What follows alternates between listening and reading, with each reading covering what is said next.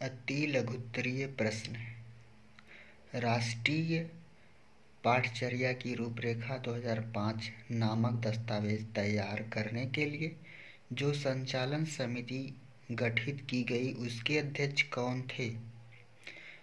तो उसके अध्यक्ष एस पाल थे। कौन थे? एस पाल। प्रश्न है, ऑपरेशन ब्लैक बोर्ड योजना कब लागू की गई? ऑपरेशन ब्लैक बोर्ड योजना 1987 से 88 में लागू की गई। कब लागू की गई? 1987 से 88। ऑपरेशन ब्लैक बोर्ड योजना का उद्देश्य क्या था?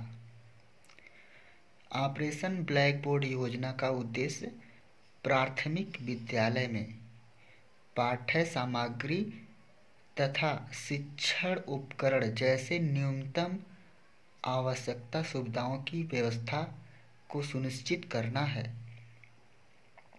प्रश्न है, सेवारत अध्यापक का विस्तृत अभिविन्यास कार्यक्रम पी मोस्ट का उद्देश्य क्या था?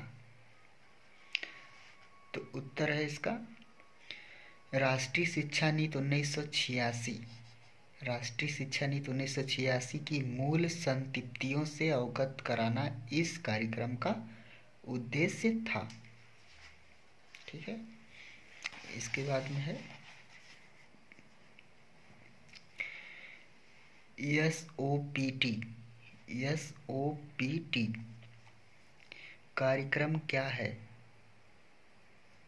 SOPT कार्यक्रम का पूरा नाम प्राथमिक अध्यापकों का विशेष अनुप्रस्थान कार्यक्रम है।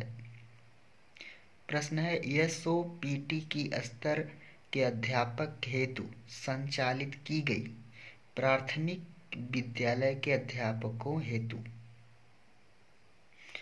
बेसिक शिक्षा परियोजना कब से प्रभावी थी?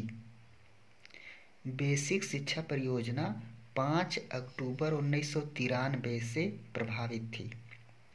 बेसिक शिक्षा परियोजना के कितने अंग थे? बेसिक शिक्षा परियोजना के कुल 3 अंग थे। कितने अंग थे? 3 अंग। पहला है संस्थागत क्षमता में वृद्धि। संस्थागत क्षमता में वृद्धि। दूसरा है गुणवत्ता में सुधार तथा पूर्णता। गुणवत्ता में सुधार तथा पूर्णता। तीसरा है बेसिक शिक्षा तक पहुंच सुनिश्चित करना। तो प्रश्न है, नई शिक्षक प्रशिक्षण संस्थाओं को विकसित करने का दायित्व किसे सौंपा गया? यह दायित्व प्रत्येक जिले के जिला शिक्षा एवं प्रशिक्षण संस्थान यानी डायट पर है। किस पर है? जिला शिक्षा एवं प्रशिक्षण संस्थाओं पर है, डायट पर है। DPEP का पूरा नाम क्या है? जिला प्राथमिक शिक्षा कार्यक्रम। जिला प्राथमिक शिक्षा कार्यक्रम DPE का पूरा नाम है। जिला प्राथमिक शिक्षा कार्यक्रम कब प्रारंभ हुआ? जिला प्राथमिक शिक्षा कार्यक्रम 1904 में प्रारंभ हुआ। वर्ष 1997 DPEP द्वितीय के अंतर्गत उत्तर प्रदेश के कितने जिले चुने गए? कुल 22 जिले चुने गए। ठीक है। स्कूल रेडीनेस कार्यक्रम क्या अर्थ है? इसे विद्यालय शिक्षा की तैयारी कहते हैं। स्कूल रेडीनेस कार्यक्रम को विद्यालय शिक्षा की तैयारी कहते हैं। इसका दूसरा नाम विद्यालयोन्मुख कार्यक्रम है। क्या नाम है? विद्यालयोन्मुख कार्यक्रम। ठीक है। इसके बाद में है विद्यालयोन्मुख कार्यक्रम का क्या तात्पर्य है? विद्यालयोन्मुख कार्यक्रम का अर्थ विद्यालय की ओर उन्मुख करने वाले कार्यक्रम अर्थात वह कार्यक्रम जिसके द्वारा बच्चे विद्यालय के प्रति आकर्षित हों। किसके प्रति? विद्यालय के प्रति आकर्षित हों। विद्यालयोन्मुखी कार्यक्रम की संकल्पना क्या है? इस कार्यक्रम के अंतर्गत कक्षा के प्रारंभिक 6 सप्ताह से 2 माह की अवधि तक उन बच्चों को पूर्व प्राथमिक शिक्षा के अनुभव दिए जाते हैं और उन्हें विद्यालय के लिए तैयार किया जाता है। इसलिए इस कार्यक्रम को स्कूल रेडीनेस कार्यक्रम कहते हैं।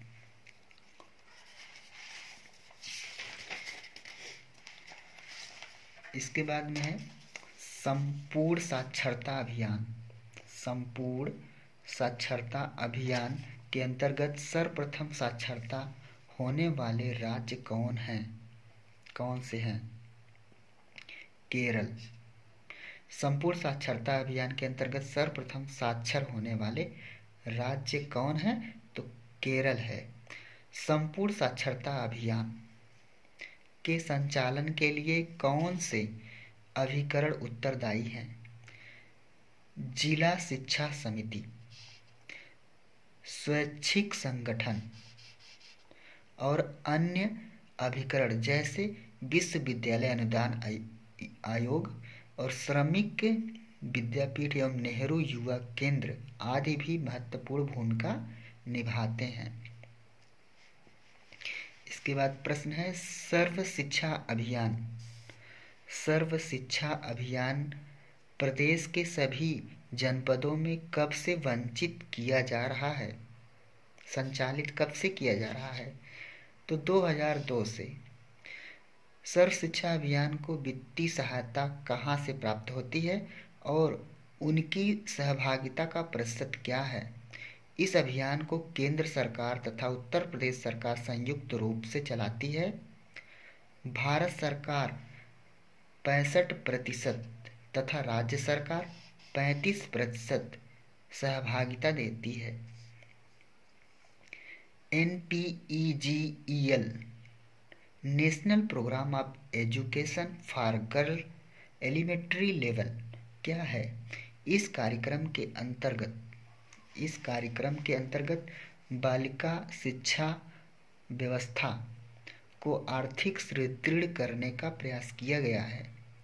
उनकी उपस्थिति, ठहराव व प्राथमिक शिक्षा की पूर्णता सुनिश्चित कराई जाती है।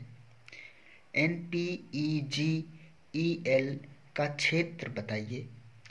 महिला साक्षरता के शैक्षिक दृष्टि से पिछड़े विकास खंड, 10% से कम साक्षर वाले विकास खंड तथा चयनित शहरी मलिन बस्तियां। स्कूल चलो अभियान किन स्तरों पर आयोजित किया गया? जनपद स्तर पर, ब्लॉक स्तर पर तथा ग्राम स्तर पर। जनपद स्तर पर और ब्लॉक स्तर पर और ग्राम स्तर पर स्कूल चलो अभियान जो है आयोजित किया गया। स्कूल चलो अभियान कब चलाया जाता है? 1 जुलाई से 31 जुलाई तक चलाया जाता है। स्कूल चलो अभियान 1 जुलाई से 31 जुलाई तक चलाया जाता है। कस्तूरबा गांधी बालिका विद्यालय योजना क्या उद्देश्य है? बालक बालिकाओं के प्रति समृद्धिष्ट विकास करना, बालिकाओं की नामांकन व ठहराव को सुनिश्चित करना तथा बालिकाओं को गुणवत्ता युक्त शिक्षा को उपलब्धता के प्रयास। अब प्रश्न है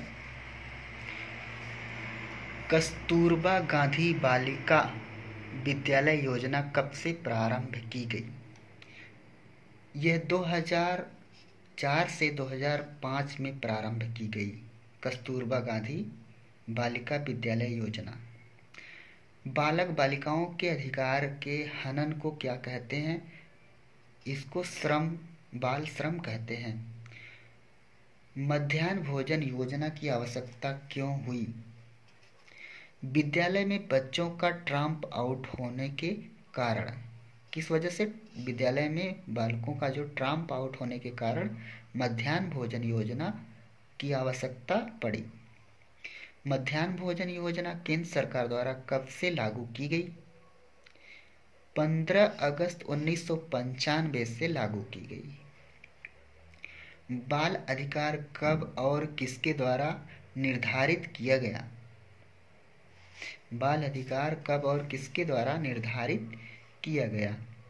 संयुक्त राष्ट्र संघ द्वारा 10 दिसंबर 1950 को, संयुक्त राष्ट्र संघ द्वारा 10 दिसंबर 1950 को शिक्षा अधिकार अधिनियम की कोई दो विशेषताएं बताइए। शिक्षा अधिकार अधिनियम की कोई दो विशेषताएं बताइए। 6 से 14 वर्ष के बालकों के लिए विद्यालय, बालकों के शारीरिक मानसिक प्रताड़ना न दी जाए। दूसरा क्या है? बालकों को शारीरिक मानसिक प्रताड़ना नहीं दी जाए। बाल शिक्षा अधिकार नियम के अंतर्गत क्या निजी ट्यूशन की छूट प्राप्त है? नहीं। मैकाले द्वारा अपनी विवरण पत्र में कौन सा ध्येय वाक्य लिया गया? तो उत्तर है, एक अच्छे यूरोपीय पुस्तकालय की एक अलमारी का साहित्य भारत व अरब का संपूर्ण साहित्य के समान है। किसके किसके? भारत और अरब। शिक्षा में छनाई या निस्यंदन सिद्धांत से क्या आशय है? कुछ लोगों को शिक्षा देने ताकि वे अन्य जनसाधारण को शिक्षित कर सकें। प्रश्न है, हंटर कमीशन द्वारा माध्यमिक शिक्षा के क्षेत्र में कौन सी आर्थिक प्रणाली लागू की जो आज भी प्रचलित है? वह है अनुदान प्रणाली। भारतीय शिक्षा की लॉर्ड कर्जन किन्हीं दो प्रमुख देनों को उल्लेखित कीजिए। केंद्रीय शिक्षा विभाग की स्थापना। दूसरा है भारतीय विश्वविद्यालय आयोग। ठीक है, इसके बाद में है कोठारी आयोग की नियुक्ति का मुख्य उद्देश्य क्या था? कोठारी आयोग की नियुक्ति का मुख्य उद्देश्य क्या था? शिक्षा के राष्ट्रीय स्वरूप व शिक्षा के समस्त स्तर के संबंध में सिद्धांत व नीतियां बनना। नई शिक्षा नीति 1986 की इन्हीं दो प्रमुख विशेषताओं का वर्णन कीजिए। तो इसमें पहली विशेषता है शैक्षिक अवसरों की समानता। शैक्षिक अवसरों की समानता। दूसरा है केंद्र सरकार की भागीदारी। किसकी भागीदारी? केंद्र सरकार की। प्रोफेसर यशपाल समिति किस प्रमुख समस्या के लिए गठित की गई? छात्रों का शैक्षिक बोझ कम करने और अधिगम का स्तर सुधारने के लिए। पी मोस्ट कार्यक्रम का मुख्य उद्देश्य क्या है? राष्ट्रीय शिक्षा नीति 1986 की मूल संस्थितियों से अवगत कराना। ठीक है। NPEGEL कार्यक्रम का मुख्य उद्देश्य लिखिए। शिक्षा से वंचित बालिकाओं का स्तर सुधारना। राष्ट्रीय बाल श्रम परियोजना कब संचालित हुई तथा इसका मुख्य लक्ष्य क्या है? नवीं पंचवर्षीय योजना 1997 से 2000 में लक्ष्य बाल श्रमिकों का पुनर्वास व बाल श्रम की समस्या दूर करना। कस्तूरबा गांधी विद्यालय का संक्षिप्त परिचय दीजिए। बालिकाओं के लिए कस्तूरबा गांधी आवास बनाना। बालिकाओं के लिए कस्तूरबा गांधी आवास बनाना। DPEP परियोजना के कार्य लिखिए। प्राथमिक शिक्षा विस्तार। विद्यालय में बच्चों का ठहराव। कलकत्ता मदरसा किस सन में खुला? सन 1781 में प्रथम गवर्नर जनरल वारेन हेस्टिंग्स द्वारा कलकत्ता मदरसा खोला गया। प्रश्न है, बनारस संस्कृत कॉलेज कब और किसके द्वारा प्रारंभ हुआ? सन 1791 में जोनायल डंकन